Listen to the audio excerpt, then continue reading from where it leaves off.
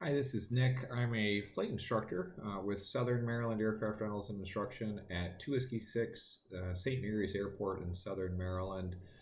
I wanted to go through filing SFRA flight plans using 1-800-WX-BRIEF. This is current of July 2025, so there's a chance this is something that could be updated in the future. But for July 2025, it's at least current. There's a couple different videos out there already and different quick slick sheets or kneeboard sheets that the FAA puts out, and I think that they're pretty good, the slick sheets that the FAA puts out. And the videos on filing are generally for flight, so wanted to just take the time and do it for 1-800-WX-BRIEF. It's not too bad. So I'm assuming you've already taken the test. You've seen some videos on the SFRA, so I'm not going to go into all those details, but just emphasize a little bit of the details necessary for this particular exercise with filing. So just looking at some of the requirements for operating in the Washington, D.C. SFRA, this is right out of one of their kneeboards. So you got to have two-way radio, got it, transponder with mode C, and you have to file a flight plan. Couple different ways that you could do that. One of them is you just call 1-800-WX-BRIEF and you file. Do it on 4Flight or do it on 1-800-WXBRIEF.com, and that's what we're going to go through today. So IFR, I love it. It's simple. It's the same as if you're doing any other IFR flight. VFR, you have to do it a little bit differently in the system, and that's what we're going to cover. Idea being is that anytime you are inside of the SFRA, you'll either be on a unique squawk code, unique transponder code, or you'll be on one of those unique codes given for repeat towered operations, and that's covered down below. So you got to be on some kind of a squawk code while you're in the SFRA. These are just the examples where you don't actually need a unique code if you're operating at one of those three airports. Got a couple speed restrictions, okay, no big deal for the light civil aircraft that we're working on. I just want to emphasize something though, and they say for towered operations, for non-towered operations, if you're doing pattern work, that you will still have a squawk code, but you're not going to be talking, and this is line item 6, you're not going to be having communication with ATC while you're in the pattern. You will have to open up, though, your flight plan and get that squawk code. Once you've got the squawk code, you can do your pattern work, monitor 121.5, and make all your calls on CTAF. When you're done, there's actually a phone number that you call, and you close out. You say you're done with towered ops for the day. Just a little bit more on some of the non-towered ops procedures. So you'll file the DC SFRA flight plan. You'll call up one of those TRACON frequencies. I'll show a couple of those. Get your discrete transponder code, communicate pattern position on your CTAF frequency, so you're not talking to approach or anything, but you will be monitoring guard on 121.5 the whole time. When you're done with the non-towered ops pattern work, there's that phone number that you call, and this is out of the kneeboard sheets that the FAA has available. Okay, so here's the example that we are going to do. Coming out of Southern Maryland, a common place that we can go over to is Lee Airport. That's ANP, Annapolis. It's over on the east side of the SFRA.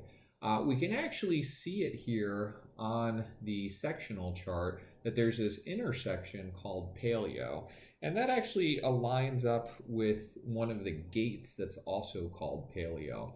And that's going to be important when we're filing our flight plan, is that Paleo gate. Just kind of zooming out for big picture, we're operating over on this eastern side near Annapolis, near Paleo. And if we look at the kneeboard slick sheets that they've got, we can see that the Paleo gate is the one that we are going to be filing with. And what we're going to do is we're going to go through 3 examples of using 1-800-WX brief. We're going to enter in and go to Annapolis. Then we are going to do some pattern work at Annapolis after we've landed, maybe had lunch or something. We come do some pattern work. And then we are going to depart Annapolis out that same gate. And I'll just show you the filings, what it's going to look like in 1-800-WX brief for those. A couple of the frequencies, a couple of the radials that you've got for paleo and where this is located, and some visual checkpoints. These are right out of the slick sheets. A couple of the radio comms also, and phone numbers. Those are the TRACON frequencies that you can call up to, from the ground, open up your flight plan, get that discrete transponder code. Okay, so this is the first one. I'm now probably somewhere over the Chesapeake, and I want to pick up my flight plan, and I want to emphasize this is a VFR flight plan. I want to pick up my VFR flight plan to go into Annapolis via that paleo intersection, the paleo gate. So a little bit different on how you actually file these. I'm emphasizing again, this is listed as an IFR under 1-800-WX brief, but we are VFR. So you're actually going to, for this VFR flight, under flight rules, you'll select IFR. You can do this as a private pilot without an instrument rating. This is just a system that they want you to put in. They want you to list it as IFR, and that actually triggers them to give you a unique transponder code, which is a little bit different than if you had in VFR. The rest of the stuff up here is pretty much the same. Flight type, I've got general aviation, 1 aircraft, equipment type, all that stuff. For departure, recognize that, hey, maybe I departed from 2 Whiskey 6, my home airport, but all they care about for the SFRA flight plan is that gate that you're coming in. So I listed for departure that paleo gate, and that's all they care about.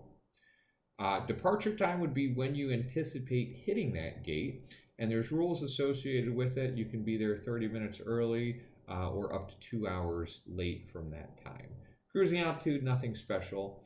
For your flight level, this is another one of those trigger things that they need, is you actually write in that flight level VFR and then / and then your altitude. And that emphasizes that you are a VFR flight plan.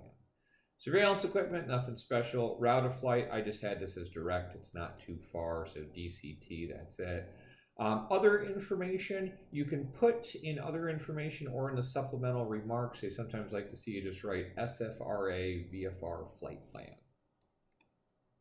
For us, the destination is going to be KANP, and that's it for Annapolis. So a couple things a little bit different. Going to emphasize again, in case you tuned in now, this is a VFR flight plan through the SFRA. So our flight rules, just to trigger it in the system, we list it as IFR. Okay, so I'm now inside the SFRA with this flight plan. Different things you can look up to see how you make those radio comms and actually get in. But this would get me inside the SFRA with this flight plan.